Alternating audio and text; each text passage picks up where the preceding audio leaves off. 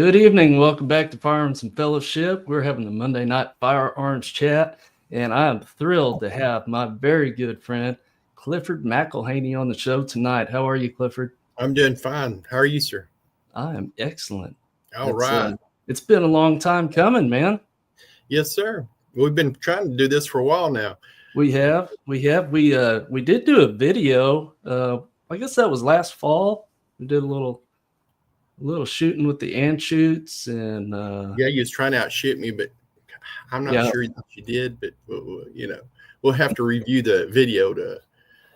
Yeah, we need to have another shoot off like that. It was fun. It was fun. Yeah, we got a lot to talk about tonight. You've got some new acquisitions, and I picked up a couple things, and talked a little bit about the Texas Gun Collectors Association show down in Denton, Texas. I was there last weekend. Man, you need to come down there next year. That show is just incredible. Did y'all have a pretty good time down there? Yeah, we had a blast.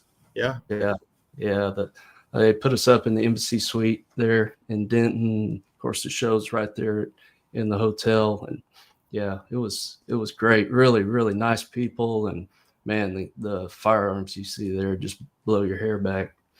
It's a different level of collectors there, aren't they? It is. I don't think I saw anything under. Long guns and pistols. There wasn't much under $1,000 there, and there was some stuff that was in the tens of thousands of dollars. But really, really good show. I mean, if you're into C&R stuff, that's a place to go, man. No junk in there, for sure. Hello to everybody in the chat tonight. We got we got Jamie out there. How you doing, buddy? And Ron, 2A Matters. Y'all go check out their channels. Not right now. Wait till our stream's over, and then go see it. We got TJ in the house tonight. So, Clifford, you picked up something new here recently, right? Yeah, I picked up a Smith & Wesson Model 28-2. It's the Highway Patrolman. I got it at a pawn shop that she coated. It's been a couple of months now, and I just really like that pistol. It's heavy. It's an in-frame, 357. It's pinned barrel and has recessed cylinders. It's old school, and it is a tank. It's probably not something that you're going to want to conceal carry. Yeah. It's so heavy, but it's a pleasure to shoot, and I shoot it well, and it's awesome. I like those old revolvers, though. I've got a PPKS that's like that. It's a nice gun, but it's heavy. And I don't know. They just don't make guns like that no more. They just don't do it. They don't. There's the other side. Yeah. You said you got that one up at the Shakota getting spot? Yeah. I heard that they don't blue them. That particular model, they didn't blue it like they do some. I guess it's trying to save money or something on that. It's Highway Patrolman model. And I don't know what they sold for new back. They made them from 1955 to 1986. That one's a -2, so I think it was made between 61 and 68. So, okay. But if you'd see how, like, above the model there where the forcing cone is, that thing is just huge. I bet you could shoot 357 out of that just all day long. And hundreds of, probably 100,000 rounds wouldn't even phase it. And that's why I liked it. I like just shooting. You shoot it. Yeah, it looks well built. Yeah, right there. See how thick that cone is right there? Yeah. Compared to the guns that make today. And the pin deal, I know you don't mess with the revolvers a lot, but see there where that little pin is? That's where that barrel, that's kind of an old school thing. Okay. Yeah, I've had a few revolvers over the years. Yeah. Just not many. And there'll be a picture of the recessed cylinders. They don't do that anymore. Yeah, right there. See how those cylinders are recessed for the rim of the cartridge? Mm-hmm. Uh, they did that so it'd sit closer to the, I guess, the amble of the gun, where, and the So you're newer. not like as much blowout. I suspect so. It just costs more money to do, so I don't do it no more. Right. Well, that's cool. Yeah. Let me see. I'll pull up. Let me get over here and see if I can pull up what I found the other day.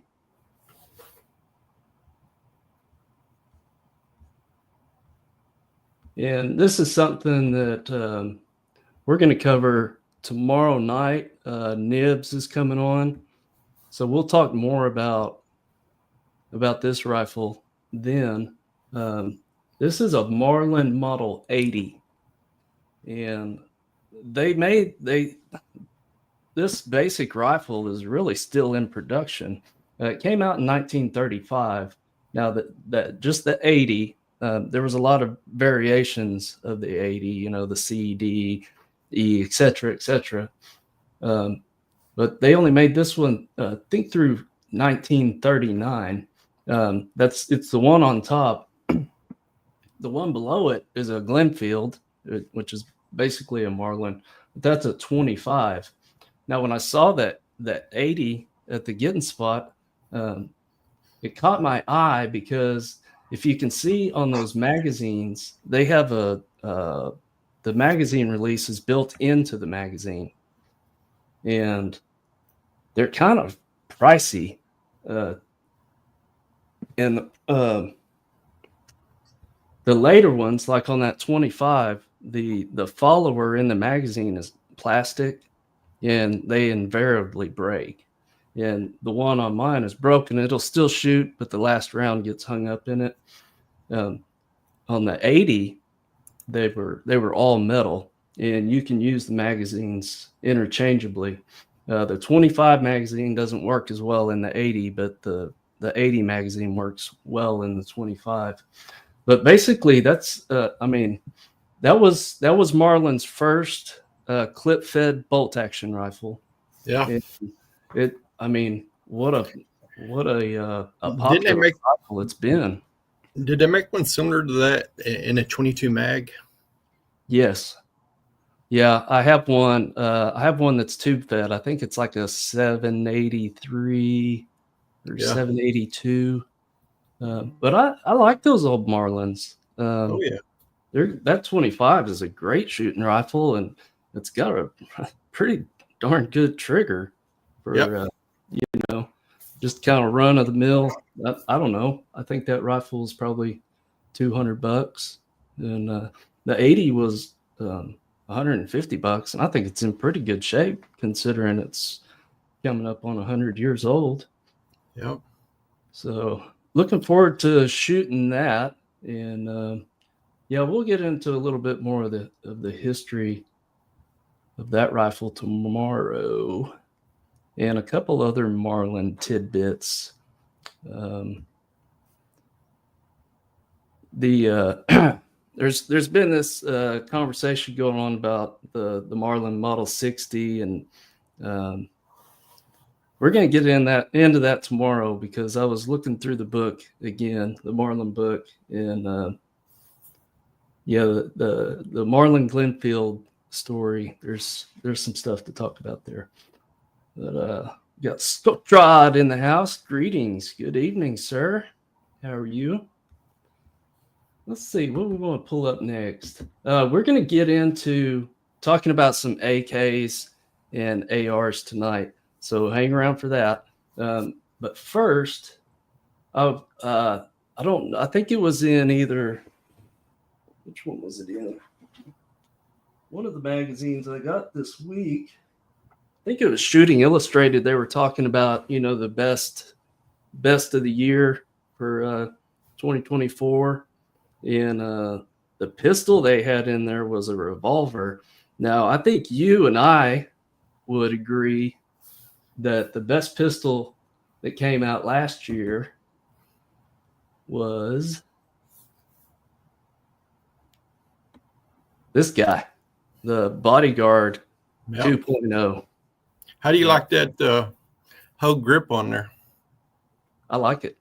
It's my hands are a little bit bigger, and I just needed a little bit more grip to grab onto. Plus, it's a little bit stickier. So yeah, I like the whole grip on there. You just bought one. What do you think about this pistol? I really like it. I shot yours at your house, remember? Right. And I was impressed with the gun. I think this is the best concealed carry gun you can get right now. If you're wanting something light and something that you don't print, this is your guy right here. Yeah. And it shoots well, and it feels good in your hand.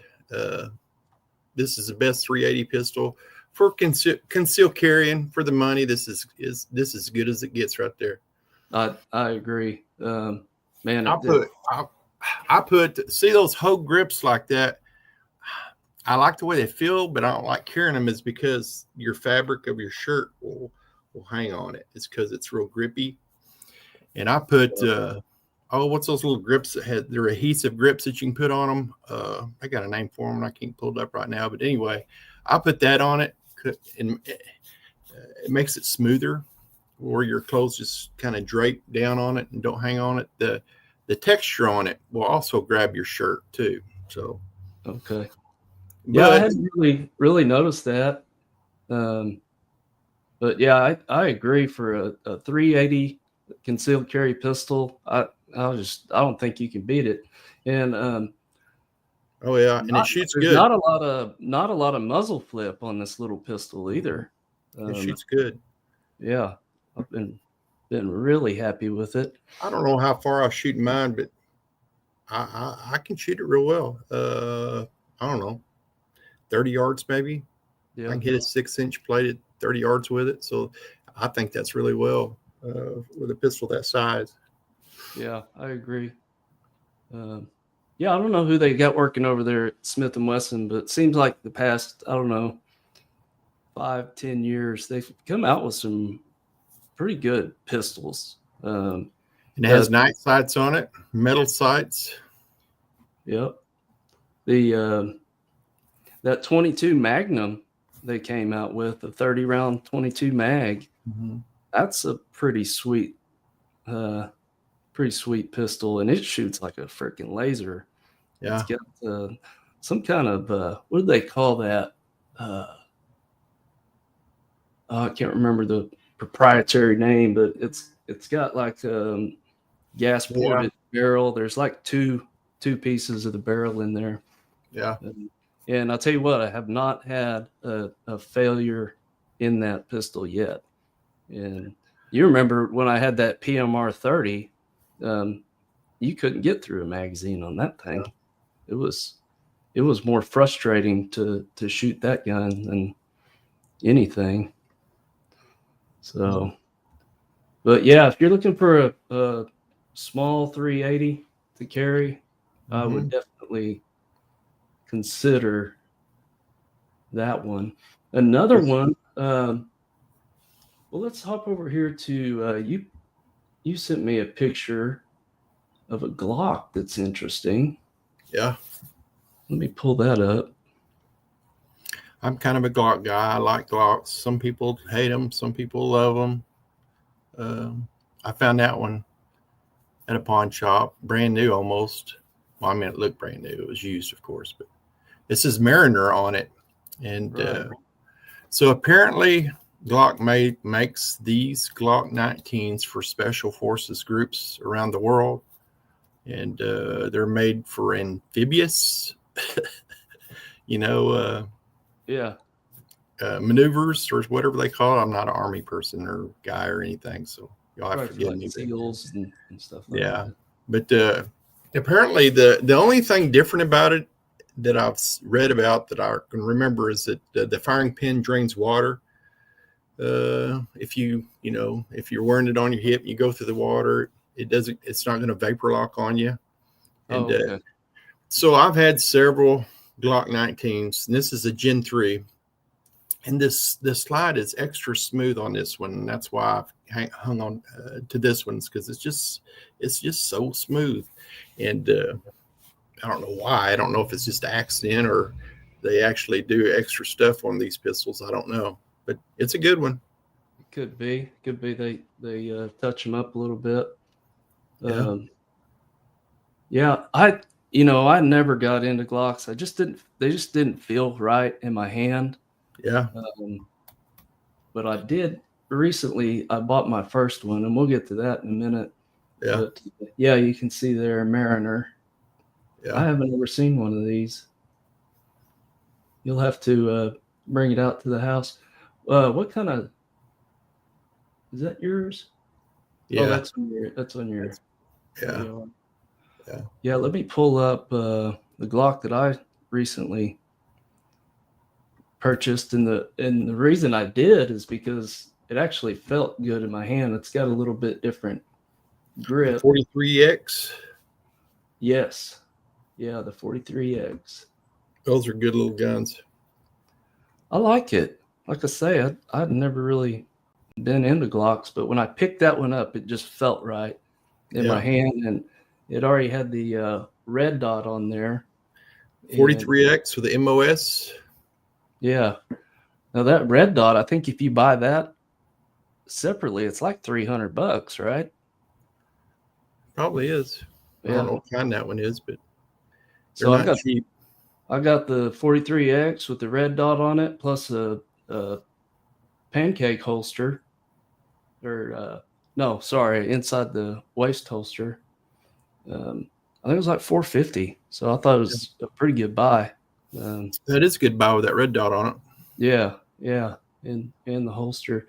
I picked up that Phobos holster because I like to carry on my hip, and I like it. I've had a couple of those Phobos holsters, and for the bunny, I think they're good.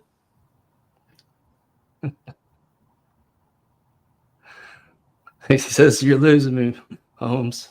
First 380s and now the G words. I understand, brother. I understand. We're going to get into some other stuff here in just a minute. You got Savage Lee. He says, I'm looking for a Smith & Wesson 357. Yeah, we just had one up here. Pull that up again. So if anybody missed it, that's it there. That's a good shooting little gun right there. Well, it ain't little. It's probably, you said that's an in frame? In frame. That's the largest frame that Smith & Wesson makes, that I believe. No? Okay. Yeah, I think so. Somebody will tell us. Yeah, it's made for battle, that's for sure. If you run out of bullets, you can use it for a club. It's like 40 ounces or something, or 46 ounces. It's pretty heavy. Yeah, the Highway Patrolman. The Highway Patrolman. It was used by California Highway Patrol, Florida Highway Patrol, Georgia State Patrol, Idaho State Police, Maine, Texas Department of Public Safety, Border Patrol. It's used for by a lot of, law enforcement entities in the earlier days. I don't know what years those were, but like I said before, they made that from 1954 to 1986. Okay. And I think that particular one was made from 61 to 68, I think. Okay. So Scotrod says they make an X frame for the 460 Magnum and 500. Oh Magnum. I forgot about that. Yeah. Yeah, there's a 460 in the local shop I saw the other day. That's a lot of pistol, brother. That just doesn't look no fun. Now this is fun. I don't know how fun that would be to shoot. Yeah. Well, I guess if you're around grizzly or something, that's kind of what you want. Right? I bought a snub nose 44 mag once, and that was a bad idea. That didn't work out. It's no fun, It's no fun to shoot. I've got an Airweight 357, and it's snappy. Yeah. But they're lightweight and easy to carry. Yeah. Uh, let's get into this AR because AR's Lego for adults. yes, that's what we were talking about last night. Like, what is it about some of these guns that make them so popular among the masses? And that's kind of, you said they're Legos, like the AR, the Glock, 1022s. There's so many ways you can build them. There's so much optionality out there. And I think that really is part of the draw to them, is that you can really make them your own. So that's my AR there. It's a Bushmaster AR, and I got an EOTech sight on it and Daniel Defense open sights, backup sights there. Yeah. And I've seen a picture of Sean Ryan's podcast. He showed a picture, and that's how he had his AR set up. And I thought it was pretty cool, so I set mine up. Of course, I don't know what he probably had, an actual Daniel Defense AR. I can't afford one of those. Right. So, but I think that's a pretty cool way to set up AR. So Savage Lee says, no, my little mitts won't hold a 500 mag. We've got a buddy, he showed us shooting one of those big old guns, and it knocked him back. it doesn't look fun. I'd do it, though, once. Service Venator, I subscribed to you today. I saw that you subscribed to my channel. I appreciate that. So right back at you, brother.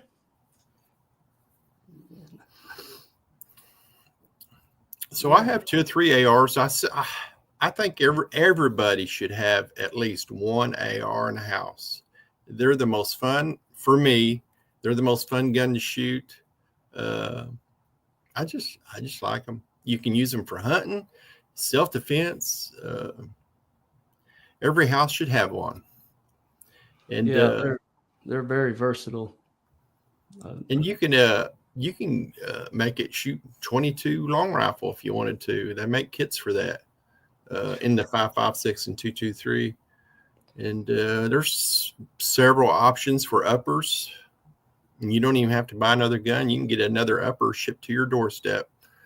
And don't even have to do paperwork if that's your thing. My thing is I'll say, I'll just buy an upper, and then I'll have that upper sitting there. Well, I need to buy another lower.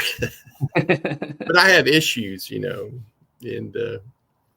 I've been itching to get one in 204, Ruger 204. I don't guess I know what that caliber is. 204, what would that be? Yeah, it's a Speed Demon, 4,000 plus. Oh, yeah. And flat shooting. So if I get another AR, that's probably what I'll do. But like you say, you can do a lot of different things with them. So I set this AR up right? in case we get invaded by aliens or something, and like a big squad of aliens starts running down the street for me. I can do some those red dots. You can, I'm joking. I don't want people to think I'm a crazy person, but anyhow, we all know that. Services. Yeah, I have the CMMG 22 conversion kit. Works great, but after sending dirty 22 long rifle through it, it fires some 223 to clean it out. Okay. Yeah, it just blows it out. Makes sense. I've seen those. I've always wanted to buy one of them and see how they work. And I've heard other people say they work great. I think it seems like it was like $200 or $150 or something like that for one of those little kits to shoot 22 out of. Yeah. Well, and that's another thing, like even on the old 1911s back in, I think they were called the Ace, and then they had like an Ace 22 slide conversion kit. And you don't have to buy a whole new pistol, you can just get a slide and slap it on there. And of course, you can do that with a lot of the Glock stuff too. I just wonder how accurate it would be to shoot a 22 out of a 223. I meant, what kind of groups that would make. Yeah, I don't know. Maybe Service, how does it shoot? That's what we'd like to know. One of the cool things about the old Colt, I think it was called the Ace, is that they used the buffer and spring to where it had the same recoil as a 45. So they used it as a training pistol, that, lower the cost of training, but it still felt the same as a 45 ACP. So, here's a few that I have. A2, a couple AKs there. The black AK is a Polish made, and the one on the far right, I think that one's Romanian. And of course, old Bushmaster. That's one of the XM15 E2 XS's. They're pretty popular. I'm sure you remember back during the band days. Bushmaster kind of got dragged through the mud, and but I think they used it to kind of increase their sales. Actually, What's the who made the A2 one there? Is that a Colt or? No, it's not. I can't remember off the top of my head. I'd have to go grab it, and I can't since we're live. That one was one of my wife's dad's rifles. Yeah, he left with us, so that's one we'll probably have forever. But they're fun to shoot. What are you, a AK or an AR guy? Because that's always kind of a hot button topic. People. I'm an AR guy. Are you? AR just says Americana, man. It's American. Yeah. Service says shoots average. Certainly not a precision 22 rifle. At least mine isn't. I shot one of the day at the range challenges with it, and a binary trigger. Of course, that one got age restricted. I haven't gotten a binary yet. Have you messed around with one of those? I have not. I wouldn't mind having one just to try it out. I can barely afford to shoot just semi-automatic, much less binary. Yeah. I've seen guys put one of those on like a 300 blackout, and you can get through you can spend some money having some fun that way. Oh yeah, those blackouts, they're like, what is that, like $50 a box or something? Yeah, they're pricey. $1 a round or something like that. Service says if it goes bang, I like it. Yeah. Never met a gun I didn't like. Right. That's for sure. Oh, let me see what else we got up here. 1022s. That's another one that. I got two of them. Yeah, that's my favorite 22 rifle, 1022. It's up there. They had a Ruger 1022 with a carbon fiber barrel. It's factory Ruger. Man, it was so lightweight. 3 pounds or something like that. Oh yeah, it was pretty cool, man. I want one. Yeah, I'm gonna have to get one of those, and I may go ahead and put a suppressor on that, because I thought that was a neat rifle. I don't care for the stock on them though. I didn't like the shape of the butt stock on that new carbon fiber. But that's a good thing about 1022s. You got your pick. Here's a few that I've got right now. The one on the left is kind of unusual. I think that was Lipsy's exclusive. That's pretty cool. I like that. At the end of the forestock there, you see that little silver piece protruding out? Yeah. That's a built-in laser. Oh, yeah? Yeah. on the other side of the forestock, there's a button, but I'd never seen one of those before, and there's not a lot of information on that rifle out there. So that's a pretty unique one. You wouldn't want to get caught hunting with that one. I think that would kind of get you in a bind. I have a stainless steel 1022 with the green laminated wood on it, and it's pretty cool. And then I have just the old school, just wood and blued finish. I have two of them. Yeah. The next one over is a French walnut stock. That was another, probably tallow or Lipsies or something like that. That's a really pretty 1022. I found that at Cabela's, and it was only $300, which, I mean, just a basic 1022 now is $300. Savage Lee, definitely like the AR Stoner's rifles better. Yeah. I think most people in the U.S. probably prefer the AR. The AK is just a reliable rifle. I think that's the one thing it's got going for it is it's, I mean, doesn't matter how dirty or sandy or whatever they are, they just keep on humming. And yeah, the one on the far right, that's the one I've had the longest. And you know, the thing about 1022s is it seems like they're all, you never know quite what you're going to get out of the box. Some of them shoot really, really well, and then sometimes you get one that just doesn't. And I've, over the years, if I get one that just doesn't really shoot that well, I just go ahead and send it down the road because there's plenty of them to choose from. Have you found that to be the case?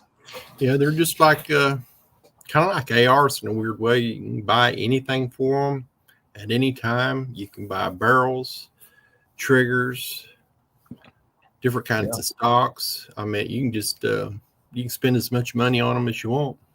Yeah, you can basically rebuild the whole rifle. I mean, as long as you got the lower or the receiver for it.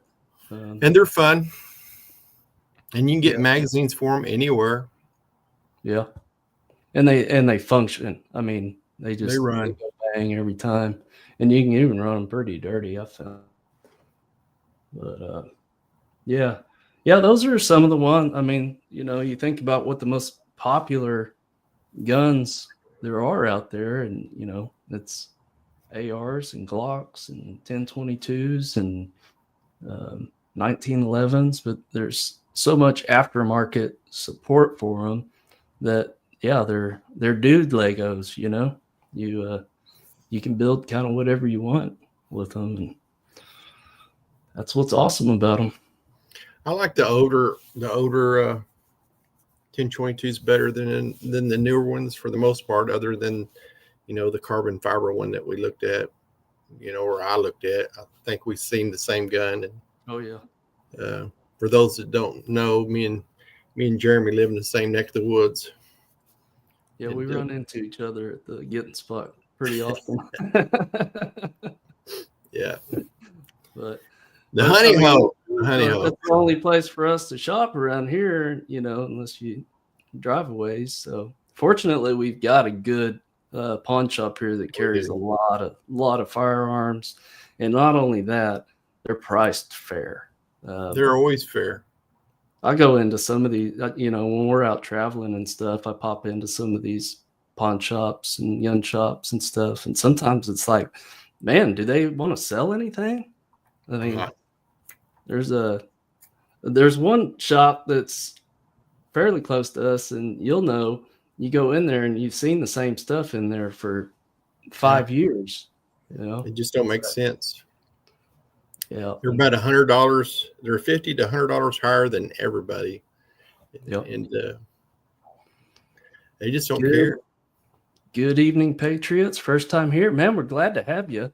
We kind of we could probably circle back and show some of the stuff that we talked about a little bit earlier before we bounce out of here. Yeah. Charlene's in the house. AR more accurate over long distances, so I'll take that. Yeah, I would agree. Yeah. ARs are my fave. The only thing about ARs is, like I was talking about with the AKs, they can get pretty dirty and still keep on chooching. The AK-47, what's the guy's name that made that? Kalishnikov, is that That right? movie, it's kind of a B-rate movie. It's on, I think it's on Amazon Prime. That was a very interesting movie. I watched it all. And, it's the life story of that fellow that made that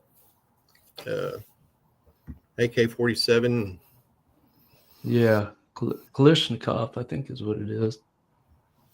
So, yeah, for anybody that's just now joining us, this was Clifford Smith & Wesson in frame. Pawn shop find. Yeah, highway patrolman. I think I got a pretty good deal on it. And I don't know, you know how you pick up old revolvers or old rifles and they just have that, I don't know what you call it, just that they just feel right, or it's almost like some guns they just talk to you, you know. Yeah. There's something about a gun that's been hand fitted, or sorry, that's my phone ringing. You know, like those old Colt, what they call those old 22 pistols, those old Colt Woodsman pistols. Woodsman, yeah. I mean, when you feel those things and you rack the slide back, I mean, they just feel like butter. And I can't afford one, but I want one. And that's what I cocked the hammer back on that one just to show y'all that it had the old style firing pin in it. Yeah. And, some of those old guns, they just feel good. Pick says he's here from Hillbilly. Yeah, I'll chat with those guys. They're good. They are good people. Hillbilly and Kentucky and Gizzard Gary and Jamie and all. Yeah, they're all good folks. So yeah, it's good to network with people. We try to hang out and have some fun chats. So, what do you got coming up, Clifford? You got anything that you're looking to buy? Something that you're on the hunt for? I'm always wanting something. Always. My wife hates me for it. I'm always you know how to do that, right? Well, luckily, my wife doesn't pay attention, and a black gun is a black gun to her. I'll be carrying in a new pistol or something, and she'll say, "Did you get another one? Another pistol? No, this is the same one I've always had." No, I don't care about it. Yeah, you got to always carry something out. That way, if you come back with something, it doesn't stand out as much. I mean, how many guns does a fella actually need? I've never asked myself that question, Clifford. There's only 5, I think. Do you ever see those YouTube videos of top 5 you guns? Could only have 5. All right. You brought it up. If you could only have 5, what would they be? Well, it can still put it in the comments, guys. I thought you was asking me, but you asked those guys. Yeah, no, I want to hear what Clifford. Me, you've got to have a concealed carry pistol, in my opinion, and then you got to have a combat pistol, and then you have to have an AR. Yeah, and then you have to have a 22, and a shotgun of some sorts, and I guess and a deer rifle. So, for where I live. And your viewers would probably not agree with me, but for where I live, a 243 bolt action rifle is all I need for deer hunting. I live in Oklahoma, and I just like that round. It shoots flat and fast, and you can use it for hunting deer or shooting pigs or whatever. And you can always find a box of ammo for it somewhere. Yeah. And 12 gauge, got to have a 12 gauge. So how many is that? I said 12 gauge. So bolt action. concealed carry, combat pistol, AR, shotgun, and a 243 bolt. I think I got a yeah. CZ bolt action rifle that I really like. It's a 243. I forget the model number. And then I got a combat pistols. I have so many. It's not. I don't have so many. It's my wife's not watching, is she? No. I have I have a handful of pistols, and my favorite combat is, of course, the Glock pistol.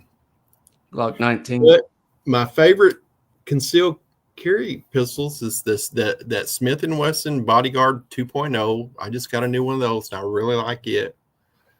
Yeah. And then I have a Smith & Wesson Shield Plus 9mm. I really like carrying. I like carrying a concealed carry pistol that has a safety on it. I do too. And I usually carry mine, in between my pants and skin. I like Toaster holsters. To me, those are the best holsters you can get for concealed carry. And I got kids, and they're always climbing off me or whatever. And I just prefer a safety on something that you're concealed carry. And some people will carry a Glock 43 concealed carry like that, chambered, and it's probably fine, and nothing will probably never happen. But I just like having a safety. What's the one that's been in the news lately that purportedly has been going off in the holster? Is that the SIG? SIG P3 320? Yeah. Yeah. I don't think I just can't hardly believe they just go off by themselves.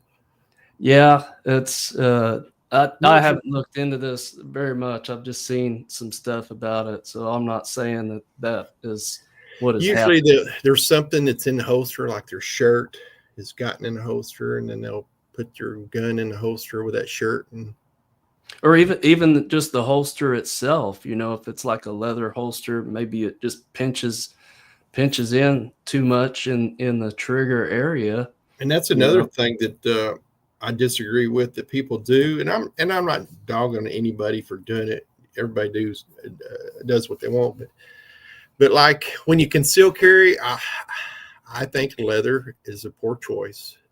Is because there's wear involved, and they smash down against the triggers sometimes, and something, it may never happen, but that's why. And you're talking to a guy that used to build saddles for a living. I used to build saddles for fun. You're a leather guy. Used to be a leather guy, and now, those quick draw holsters, those are cool. That's fine, but right. Conceal carry stuff, Kydex, I think, is the only way to go. Yeah, I think you're probably right. And thinking back to one of the videos that I did see about the SIG, it was looked like it was in a leather side holster, and he bent over, and that's when it went off. So I'm just wondering if it somehow... Well, the Kydex holsters, they snap in too. They have some retention to them, and that's another plus. That's true. Pick says he's worked in the gun industry for 25 years, but always loved meeting new groups here. Yeah, for sure, man. I can't tell you how many people I've gotten to know in organizations like Remington Society of America. I do work with them, and of course, Texas Gun Collectors Association. They just invited me down to their show last weekend, and just had an absolute blast, and get to meet new people and learn, man. Almost everybody you meet in the 2A community, they love talking about it, and most of the time they know a lot more about things than I do, and so yeah, it's a great way to learn for sure. Some of the finest people you'll ever meet is in the gun community. Yeah, it really is. Yeah. Pick says they have issues for sure. They had a voluntary recall, but deny problems. Yeah, that's kind of what I'd heard. They they haven't really. They had a drop. Say you talking about the 320s now? Is that what we're talking about? Stick. Yeah. I've watched a lot of videos on it, and they had a drop safe problem, and the inertia of them dropping directly on the butt of the gun would make the trigger pull and fire the weapon. Yeah. The recall was to lighten the trigger up, so it wouldn't have enough weight for the inertia of it to make the trigger drop back. Okay.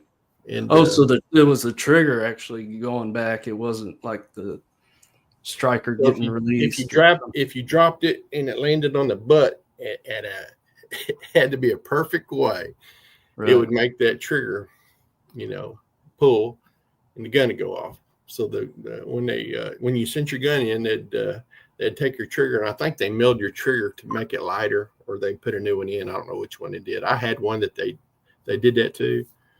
I never had any problems with them anyway, but I think there's some police departments all over the country are starting to drop them because of it, though. Yeah, I saw that. One thing that I'm surprised more pistols don't use, and I saw that Smith & Wesson has kind of gone back to this on some of their pistols, is the grip safety. I mean, if you're not gripping, it's not going off. Like on a 1911 or right. One of my favorites, the Colt 1903. Yeah, that's probably the last pistol I'd ever sell. Yeah, just put a grip safety on there, and that kind of solves a lot of the issues, I think. And it's not like you're flicking something on or off. You just grab it and go. Those XD, what's a XD? Had that grip safety on it? Yeah, the XDs did, and you can get the shields with the grip safety. Yeah, that would be one option. Pick says that's exactly what they did, was machine the triggers lighter. I don't know. I've never owned a SIG, but I can just tell you from all the stuff that I've seen, and whether it's true or not, I don't know. But it would make me kind of hesitant to buy one. There's just so many choices out there, and the black polymer guns, there's to me, and I don't shoot a lot of pistol. Everybody watching my channel knows that I'm not a great pistol shooter, never claimed to be. There's just not that much difference to me. It's more about how they feel in your hand and what you're comfortable with. But go ahead. Oh, I was just going to say, and I'm not dogging on this 6 hour because I have some. I think that P3 365 is a really good little pistol, only if they have a safety. I can still carry with them, and I think the triggers are just too light to carry otherwise. But what I was going to say is that when that the first gun they made along the lines of the P320 was a P250. It was the exact gun, but it was a hammer fired gun. And it's almost like they just made that into a striker fired pistol. And I don't know. It's just kind of a weird thing. And they was real popular, and they sold a bunch of them. So, a lot of people say that the hammer fired guns have a better trigger feel. I always like that P250. Have you ever seen one of those? I haven't. P250. It looks just exactly like a 320, but it's a double action only, and it had a very smooth double action trigger pull. Yeah, and I've had one before, and I really liked it. You like double action guns? I like the 6-hour P250. I thought it was a really good gun. It just didn't take off. People these days, they want a 3-pound trigger and a combat pistol, which on YouTube, you got people that are, whether it competition shoot a lot, and then they'll try to put that into conceal carry stuff, and I think that's a mistake. Yeah, I would agree with that. They go talking about texture and all the stuff. The texture's cool if you're out there target shooting, but if you're wearing it against your body, it ain't cool. Yeah. And well, like you were talking about earlier, it can hang up on your clothes or something like that when you're trying to draw. Pick says our military carries them. Talking about the SIG, and we don't hear horror stories about them going off like that. They got safeties on them there. Oh, the military version has a safety on it? Yeah, they got a physical thumb safety on the P320s. And like I say, I'm not dogging on the 320. I've had a few of them, and I feel I wouldn't be scared to carry one, but yeah, I'm like you. I like to have a safety on a pistol but all the military ones have a safety on them. Okay, I didn't know that. Mm-hmm. Interesting. And you can get ones for yourself with a safety on them. You can get them with or without. Well, like I was saying earlier, I have a Airweight 357, and I think that's a great concealed carry gun. I mean, it's going to go bang every time. Which one? That's a J-frame Airweight. Yeah. 357 snub nose. It's not fun to shoot, but like when we go camping or something like that, or I'm gonna be walking around in the woods, that's something that I like to carry because I know it's not gonna jam, and just grip it and rip it. Yeah, and it's probably got 7-pound trigger on it or something. Yeah, it's pretty heavy, but yeah. That's kind of what you want in a gun that doesn't have a safety on it. Right? Well, they're meant to shoot, 10 yards. They're not meant to be shooting target shooting with. Well, and I think most self-defense, I forget what the yardage is. It's like 7 yards or something like that is the average distance. So, right.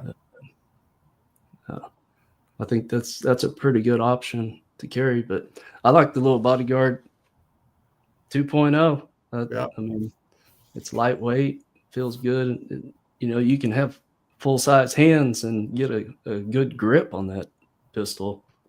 We had the original, we had the original Bodyguard, and that was a 2-finger gun, I mean, you get 2 fingers of purchase on it, and it's not fun shooting even 380 with that. Talking about the original Bodyguard? Yeah. I had one of those too. Yeah, it was a good pocket pistol. Yeah. If you had a safety on it, they come with a safety, and you can have a little pocket poster, and they was really good for that. So I think the best pocket pistol is the original Smith & Wesson Bodyguard. Yeah, if you want something to put in your pocket. Yeah. Yeah. If you just needed something to put in your pocket, that's your guy right there. Yeah. Yeah, well, that's what Axel carries. Mm-hmm. I don't know if he switched over to the 2.0 yet, or it's little 6 rounds, and it's thin enough and small enough.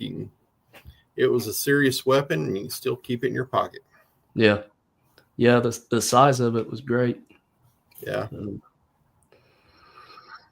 Well, brother, I think we've covered some ground tonight, and I appreciate you coming on. And you got to come back.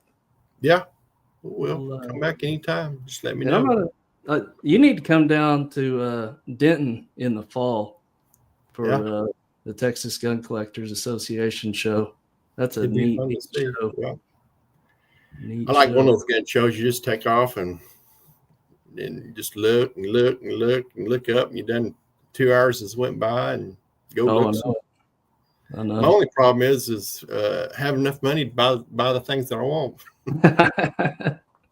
I saw a couple that I really would have liked to have had. One was 9422.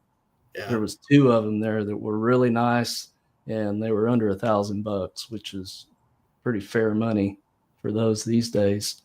And the other was a Colt 1908 380. I've got the 1903 and 32, but I'd like to have that pistol in 380. I'd like to have one of those little bitty Colts in like a 32. That would be pretty cool. Oh, the vest pocket. That comes in 25. We've got one of those, and of course there's a lot of copies of that too. Astra made a copy, and the smallest pocket pistol that I have is the Baby Browning, and that thing's 4 inches long, I think, 2.5 inches tall. I mean, it's just incredibly small and lightweight, but you can still shoot it. I mean, it's 25. I don't want anybody pointing a 25 caliber bullet at me, but some people talk like they bounce off of you or something. All right, brother. I'll let you go. And thank you, everybody in the chat, for watching. And God bless you and your families. And we love you. Thank you, Jeremy, for having me on. Thanks for coming, brother. Love you, man. All right. Later. Bye.